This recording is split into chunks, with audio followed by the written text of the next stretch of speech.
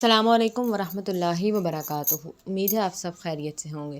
آج ہم بات کریں گے ان 3 قسم کی عورتوں کے حوالے سے جن پر روزہ جائز نہیں، یعنی وہ 3 عورتیں جو روزہ نہیں رکھ سکتی، اگر وہ روزہ رکھیں گی تو ان کے لیے سخت عذاب ہے۔ یہاں عورتیں کسی بھی حال میں رمضان کے مہینے میں روزہ نہیں رکھ سکتی۔ اگر ان میں سے کسی عورت نے روزہ رکھ لیا تو یاد رکھیں ایسی عورت کا روزہ کبھی نہیں ہوگا، ایسی عورت کو اللہ تعالیٰ کی طرف سے سخت عذاب ہوگا۔ روزے کی فرضیت کی 3 شرطیں ہیں: اسلام، بالغ ہوش و حواس اور عاقل ہونا، یعنی کہ روزے ایسے تمام مسلمان مرد اور عورت پر فرض ہے جو عاقل ہو، بالغ ہو اور جو اپنے ہوش و حواس میں ہو، یعنی کہ جو پاگل اور دیوانہ نہ ہو۔ ایسے تمام مسلمان عورت اور مرد پر رمضان کے روزے فرض ہیں۔ اب اس کے علاوہ روزے کی فرضیت ادا کرنے کی 2 شرطیں ہیں: پہلی صحت مند اور تندرست ہونا، دوسری محکم، یعنی کہ بیمار آدمی اپنی بیماری کی حالت میں اور مسافر اپنے سفر کی حالت میں روزہ چھوڑ سکتا ہے، یعنی کہ ان لوگوں کو رمضان کے مہینے میں روزہ چھوڑنے کی اجازت ہے۔ یاد رکھیں اگر ایسے شخص رمضان کے مہینے میں روزہ رکھنا چاہیں تو رکھ سکتے ہیں، ان کا روزہ قبول ہوگا، لیکن اگر نہ رکھیں تو ان کو کوئی گناہ نہیں ملے گا۔ یہاں بعد میں ان روزوں کی قضا کر سکتے ہیں، لیکن یہ 3 عورتیں ایسی ہیں جن کا رمضان کے مہینے میں روزہ رکھنا حرام ہے، یعنی کہ ان 3 عورتوں کا روزہ رکھنا جائز نہیں ہے۔ اگر ان عورتوں نے رمضان کے مہینے میں روزہ رکھ لیا تو ان کا روزہ کسی بھی حال میں نہیں ہوگا، بلکہ ان کو اللہ تعالیٰ کی طرف سے سخت عذاب بھی ملے گا۔ نمبر 1، سب سے پہلی وہ عورت ہے جو حیض کی حالت میں ہو۔ ایسی عورت کا رمضان کے مہینے میں روزہ رکھنا سخت حرام ہے، مگر ایسی عورتیں بعد میں قضا کریں، وہ رمضان کے مہینے میں بھول کر بھی روزہ نہ رکھیں۔ اگر کوئی عورت حیض کی حالت میں روزہ رکھ لیتی ہے تو اس کا روزہ قبول نہیں ہوگا۔ حدیث شریف میں ہے کہ حالت حیض میں عورت روزہ نہیں رکھے گی اور حیض کی حالت ختم ہو جانے کے بعد اس پر ان دنوں کے روزوں کی قضا واجب ہے، جیسا کہ حضرت عائشہ رضی اللہ تعالیٰ عنہا فرماتی ہیں کہ حضور نبی کریم صلی اللہ علیہ وآلہ وسلم ہمیں حالت حیض سے پاک ہونے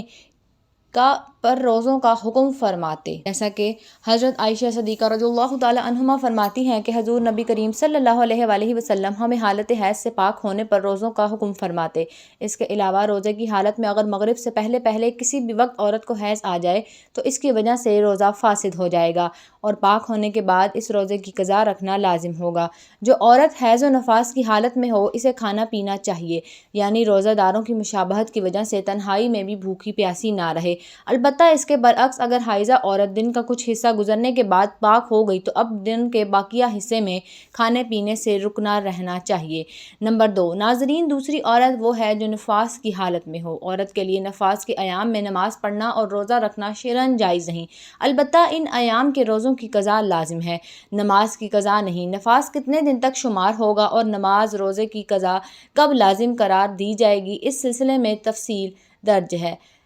اگر کسی خاتون نے پہلی ولادت ہو اور نفاس کا خون 40 دن مکمل ہونے پر بھی بند نہ ہو تو اس صورت میں 40 دن تو نفاس کے شمار ہوں گے اور اس سے زائد ایام استحاضہ کے شمار ہوں گے۔ غسل کے بعد ان ایام کی ہر نماز کے وقت کے لیے استنجا کرنے کے بعد باوضو ہو کر نماز ادا کرنا لازم ہوگا، اور استحاضہ کے دوران عورت روزہ بھی رکھے گی۔ اور اگر نفاس کا خون 40 دن سے بڑھ جائے اور اس عورت کے پہلے بھی بچے کی ولادت ہوئی ہے تو اس صورت میں اس سے پہلے بچے کی پیدائش کے موقع پر جتنے دن خون آنے کی عادت ہے اتنے دن کا خون نفاس شمار ہوگا اور باقی بیماری کا خون شمار ہوگا۔ ان باقی دنوں میں رہ گئی نمازوں کی بھی قضا کرنی ہوگی اور روزے جو چھوٹ گئے ہیں وہ بھی رکھنے ہوں گے، اور اگر خون 40 دن کے اندر بند ہو جاتا ہے تو وہ مکمل ایام نفاس کے شمار ہوں گے۔ ان دونوں میں روزہ نہیں رکھے گی اور نماز بھی ادا نہیں کرے گی، تاہم روزوں کے بعد میں قضا کرنی ہوگی۔ اب نمبر 3، تیسری عورت وہ ہے جو حاملہ ہے۔ ناظرین، ایسی صورت کی عورتوں کا رمضان کے مہینے میں روزہ رکھنا حرام تو نہیں، لیکن ایسی عورتوں کو روزہ چھوڑنے کی اجازت ہے، یعنی کہ حمل والی اور اپنے بچے کو دودھ پلانے والی عورتوں کو اگر اپنے روزے کی وجہ سے یا اپنی یا اپنے بچے کی جان کے خطرہ ہو تو ایسی عورتوں کو اجازت ہے کہ وہ روزہ نہ رکھے۔ اگر حاملہ عورت کو زن غالب ہو کے روزہ رکھنے کی صورت میں خود اس کی جان یا بچے کی جان کو خطرہ ہو ہو سکتا ہے تو اس حالت میں عورت روزہ چھوڑ سکتی ہے اور بعد میں قضا کرنا واجب ہے، لیکن اگر شوہر مالدار ہے، کوئی دودھ پلانے والی عورت رکھ سکتا ہے تو دودھ پلانے کی وجہ سے ماں کو روزہ چھوڑنا درست نہیں۔ البتہ اگر وہ بچہ ایسا ہے کہ سوائے اپنی ماں کے کسی کا دودھ نہیں پیتا تو ایسے وقت میں ماں کو روزہ نہ رکھنا درست ہے اور بعد میں قضا کر لے۔ سیدنا انس بن مالک فرماتے ہیں کہ نبی کریم صلی اللہ علیہ وآلہ وسلم نے فرمایا، اللہ نے مسافر کو روزہ اور نماز کا نصف معاف کر دیا ہے، اسی طرح حاملہ اور دودھ پلانے والی کو بھی۔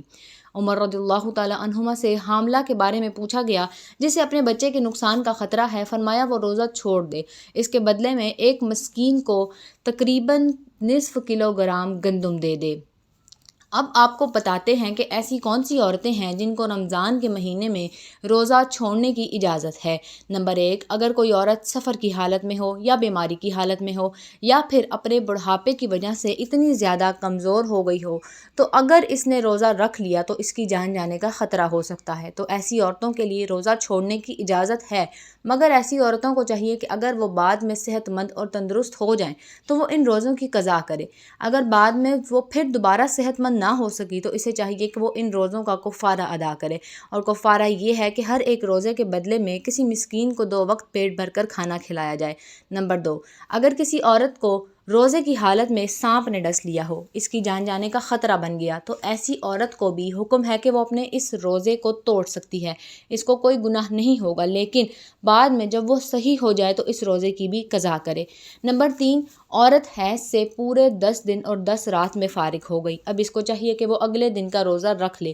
اور اگر کم دنوں میں پاک ہو گئی اور اگر صبح ہونے میں اتنا وقت باقی ہے کہ اس کے پاس نہا دھو کر تھوڑا وقت بچے گا تو اس کو چاہیے کہ وہ روزہ رکھ لے۔ دین اسلام نے دنیا کے ہر خطے میں رہنے والے عاقل، بالغ اور مسلمان مرد و عورت پر ماہ رمضان کے روزے فرض کیے ہیں۔ قرآن کریم میں ارشاد باری تعالیٰ ہے، رمضان کا مہینہ وہ ہے جس میں قرآن اتارا گیا ہے، جو لوگوں کے لیے ہدایت ہے اور جس میں رہنمائی کرنے والی اور حق و باطل میں امتیاز کرنے والی واضح نشانیاں ہیں۔ پس تم میں سے جو کوئی اس مہینے کو پا لے تو وہ اس کے روزے ضرور رکھے۔ فرض کی عدم ادائیگی قابل تعزیر ہے، لیکن اسلام چونکہ بطور دین سہل العمل ہے اس لیے اس میں جبر نہیں، جیسا کہ قرآن کریم میں ارشاد باری تعالیٰ ہے، دین میں کوئی زبردستی نہیں۔ اللہ تعالیٰ مجھے اور آپ سب کو دین پر چلنے کی توفیق عطا فرمائے، ہمارے نبی کے راستے کو پیروی کرنے کی توفیق عطا فرمائے اور ہم سے راضی ہو، آمین، بجاہ النبیین صلی اللہ تعالیٰ علیہ وآلہ وسلم۔